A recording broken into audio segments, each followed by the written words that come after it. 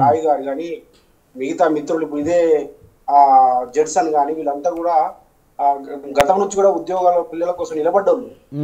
ఇవాళ మనము కొంచెం ఆ కాలం మారగానే మనం ఇంకొక లైన్ తీసుకోవద్దు. ఇది ఒక సెంటిమెంటల్ ఇష్యూ.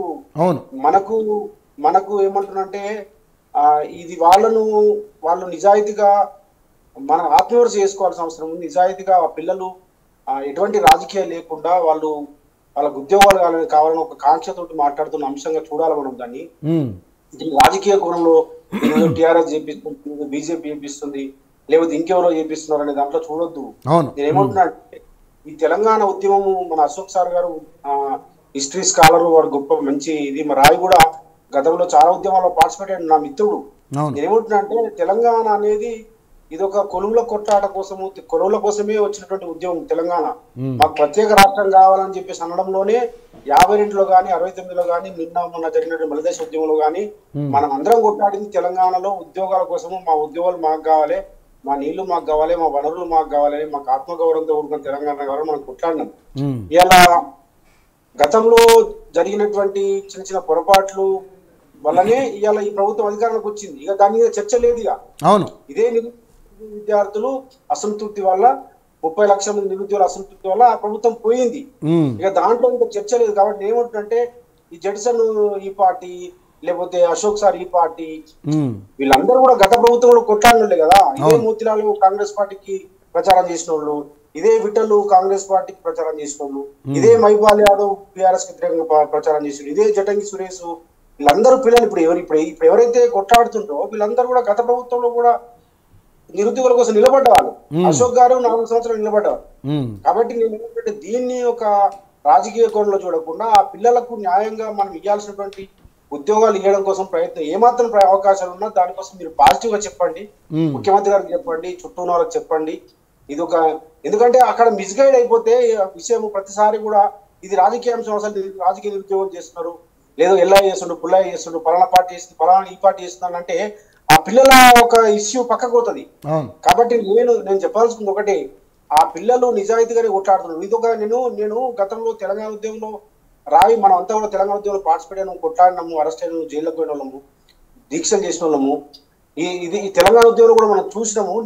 నాకు మళ్ళీ ఒక 10 సంవత్సరాల తర్వాత బహుశా నిన్న విద్యార్థులు ఇంటరాక్ట్ అవుతుంటే నాకు చాలా ఇది ఒక వేల మంది, లక్షల మంది పిల్లలు స్వయంగా స్వతంత్రంగా వాళ్ళకి వాళ్ళే వస్తున్న పరిస్థితి. అంటే అప్పుడు తెలంగాణ ఉద్యోగులు ఎట్టయితే పిల్లలు వచ్చిండ్రో అంతకంటే ఎక్కువ స్వచ్ఛందంగా వస్తున్నారు ఈ నిరుద్యోగుల ఇష్యూ సంబంధించి. వాళ్ళు బాగా ఆశలు పెట్టుకున్నారు కాంగ్రెస్ పార్టీ మీద. ఎందుకంటే మాకు బ్రహ్మాండంగా చేస్తారు, 2 లక్షల ఉద్యోగాలు ఇస్తారు, గత ప్రభుత్వం కొంత చేసింది కొంత చేయలేదని చెప్పేసి వాళ్ళు అనుకోవడం వల్లనే ఇలా వాళ్ళు బాగా ఆశలు పెట్టుకున్నారు. ఆశ పెట్టుకోవడంలో వాళ్ళు 2 లక్షల ఉద్యోగాలు సంవత్సర కాలంలో చేస్తామని చెప్పేసి రాహుల్ గాంధీ, ప్రియాంక గాంధీ యూత్ డిక్లరేషన్ లో చెప్పినారు, రేవంత్ రెడ్డి గారు చెప్పినారు. ఇప్పుడు 8 నెలలు అయింది. 8 నెలలలో మనం ఒక్క నోటిఫికేషన్ కూడా ప్రభుత్వం ఇవ్వలేదు. గత ప్రభుత్వం 30,000 ఉద్యోగాలు సరే వాళ్ళు ఇచ్చిండ్రు, సంతోషం, నేను కాదంటలేదు, ఇవ్వలేదు అని అంటలేదు. అపాయింట్మెంట్స్ ఇచ్చారు, మంచిదే, స్పీడప్ చేసిండ్రు, ఇచ్చిండ్రు. కానీ వాళ్ళు అడుగుతున్న డిమాండ్ చాలా సింపుల్ డిమాండ్. ఎందుకు బేసిస్ అడుగుతారో నాకు అర్థం కావట్లేదు. నేను పవిత్రమైన హృదయంతో చెప్తున్నా, ఆ పిల్లలు నిజంగా ఆ పిల్లలలో నిజంగా వాళ్ళు ఎటువంటి రాజకీయ ప్రేరేపిత పోరాటం కాదు ఇది. వాళ్ళు స్వచ్ఛందంగా మాకు ఉద్యోగాలు పెరగాలని చెప్పేసి, ఇలా మా ఇంట్లో కూడా నా అన్న బిడ్డ ఉన్నది, చదువుతుంది, 2-3 సంవత్సరాలు చదువుతా ఉన్నది, కనిష్టం జాబ్ వచ్చింది, ఆమె దాన్ని వదిలేసి మళ్ళీ గ్రూప్స్ ప్రిపేర్ అవుతున్నది. కాబట్టి దీన్ని మనం ఆ పిల్లల్లో గ్రూప్ 2 పెరిగితే ఒక 2,000 పెరిగితే మాకు లాభం అవుతుంది, గ్రూప్ 3లో మరొక 3,000 పెరిగితే లాభం అవుతుంది, మెగా డిఎస్సి 25,000 ఇస్తే లాభం అవుతుంది. వాళ్ళు అడుగుతున్న డిమాండ్ కూడా చాలా సింపుల్. రవి గారు 30,000 ఉద్యోగాలు అడుగుతున్నారు, వాళ్ళు కేవలం 30 ఉద్యోగాలు అడుగుతున్నారు. నేను ఒకటే అంటున్నా, ఇది కనుక చేస్తే మీకు చాలా లాభం అవుతుంది. నేను ఒక ప్రతిపక్ష పార్టీలో ఉండి కూడా చెప్తున్నా. ఎందుకు చెప్తున్నా అంటే ఇది నిరుద్యోగ అంశంలో, నిరుద్యోగుల విషయంలో, విద్యార్థుల విషయంలో నేను రాజకీయం చేయదలుచుకోలే. నేను పవిత్రమైన ఉదయంతో చెప్తున్న వాళ్ళకి ఆ పిల్లలకు న్యాయం జరగాలి. ఎందుకంటే మనం అంతా చదువుకున్నాం, మనంతా గ్రామాల నుంచి మనమంతా వచ్చి ఉద్యోగాల కోసం వచ్చినటువంటి వాళ్ళం. మనంతా కూడా ఎన్ని కష్టాలు ఉంటావు, ఎన్ని నష్టాలు ఉంటాయో తెలుసు. మనం అంతా ఎంఏ చేసిన, నేను కూడా ఎంఏ చేసిన, బీఈడీ చేసిన, ఎల్ఎల్బీ చేసిన, పిహెచ్డీ చేసిన, నేను కూడా గ్రూప్ 1 2 సార్లు మెయిన్స్ రాసిన, నాకు డిఎస్సి కూడా నేను రాసిన, టీచర్ జాబ్ కూడా వచ్చింది. నేను చెప్తున్న ఒకటే ఏంటంటే ఈ ఒక ఉద్యోగం రావాలంటే ఎంత కష్టపడాలి. ఆ సమయం స్వాతి ఇలా రేపు ఎగ్జామ్ పెట్టుకుని ఇలా వచ్చింది. ఎంత బాధ ఉంటే, ఎంత నా మిగతా వాళ్ళకి న్యాయం జరగాలని చెప్పేసి ఇట్లాంటి వాళ్ళ పిల్లలు నష్టపోతారు కూడా.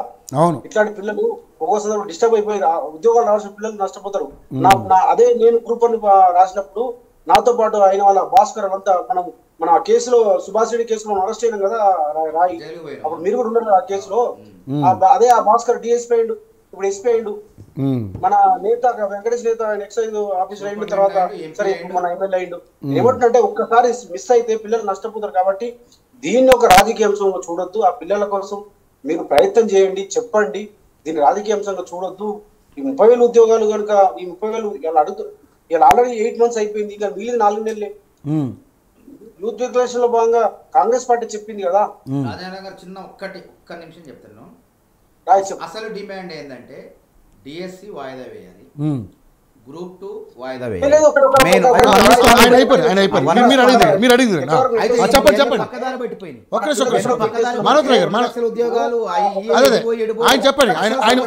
ఆన్లైన్ లో ఉన్నారు కదా, ఆయన వెర్షన్ చెప్పండి అన్న. మీరు చెప్పండి ఒకటే నిమిషం చెప్పండి. ఇప్పుడు ఒక రోగి సీరియస్ గా ఉన్నాడు, ఆయన ఎమర్జెన్సీ కోవాలి, కానీ నేను ఎమర్జెన్సీలో తీసుకోనని అంటున్నాం మనం హాస్పిటల్.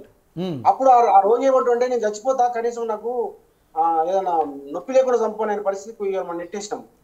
వాళ్ళ పిల్లలు ఫస్ట్ అడిగిన డిమాండ్ ఏంది రాయి వాళ్ళు అడిగింది ఉద్యోగాలు మాకు 2,000 పెంచుకున్నారు, 3,000 పెంచుకున్నారు, 25,000 డిఎస్సీ పెంచుకున్నారు.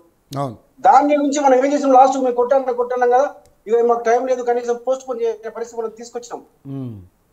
అది వాళ్ళ పిల్లలు కాంగ్రెస్ పార్టీకి వాళ్ళు ఎంత పనిచేసిండ్రు, వాళ్ళను ఎందుకో మరి మీరు ఎవరు మరి అక్కడ గైడ్ చేస్తున్నారో తెలియదు. కానీ నేనైతే ఒకటి చెప్పదలుచుకున్నాను, ఒకటి నేను రాజకీయ అంశంలో చూడదలుచుకోలేదు. ఆ పిల్లలకు న్యాయం జరగాలని మాత్రం కోరుకుంటున్నా. ఇప్పటికైనా మీరు భేషజాలు వదిలేయండి, రాజకీయాలు వదిలేయండి. ఆ పిల్లలకు ఇమీడియట్ గా డిఎస్సి పోస్ట్ పోన్ చేయండి. ఏం కాదు, ఏం మన కిరీటం పోదు. అట్లాగే గ్రూప్స్ పోస్ట్ పోన్ చేయండి, ఆ పిల్లలకు పెంచండి. 30,000 ఉద్యోగాలు మాత్రమైతే అది మీకే మంచి పేరు వస్తుంది, మాకు చెడ్డ పేరు రాని, టీఆర్ఎస్ పార్టీ చెడ్డ పేరు రాని, మీకు మంచి పేరు రాని. ఓకే. కానీ రాజారామన్న మీరు మొన్న సెక్రటేరియట్కి ముట్టడికి పిలుపునిచ్చారు, పోలీసులు మిమ్మల్ని అరెస్ట్ చేశారు. సో మీరు చాలా గాయపడ్డారు, మీ షర్ట్ చిరిగిపోయింది. సో నిజంగానే ఇవన్నీ చూస్తుంటే మరి నిజంగానే ఇంకా ఆశలు చిగురిస్తాయి అనుకుంటున్నారు. ఎందుకంటే ఆల్రెడీ డిఎస్సికి ఛాన్స్ లేదు, ఎల్లుండి ఎగ్జాము. మరి ఏంటి ఇంకా పోరాటం చేయడం? రవి గారు ప్రభుత్వం తలుచుకుంటే సమస్య ఎంతసేపు ప్రభుత్వం తలుచుకుంటాం, క్షణం కదా నిర్ణయం. ముఖ్యమంత్రి గారు నిర్ణయం తీసుకుంటే పెద్ద నిమిషాల్లో నీ పని కదా, అంతేనా? నిమిషాల్లో పని కదా. నేనేమంటే ఇప్పుడు మాకు అరెస్ట్ కొత్త కాదు, జైలు కొత్త కాదు. తెలంగాణ ఉద్యమంలో నేను పెట్టుకున్నాను. నా కొడుకు పుడితే 1 month తర్వాత చూసిన నేను ఉద్యమంలో, తెలంగాణ ఉద్యమంలో.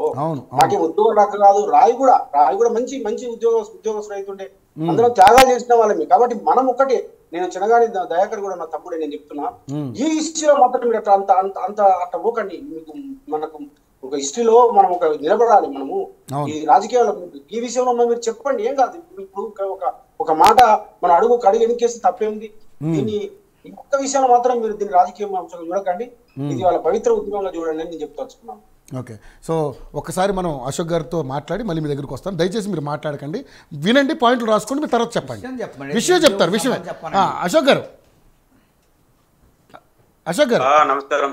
అశోక్ గారు మీరు విషయం చెప్పండి. అంతే ఒకటిసారి వాళ్ళ రాష్ట్రంలో నిరుద్యోగులు అనే వాళ్ళు ఒక మానసిక సంఘర్షతో ఉన్నారు. ఓకే. నైట్ పడుకుంటే నిద్ర పడతారు.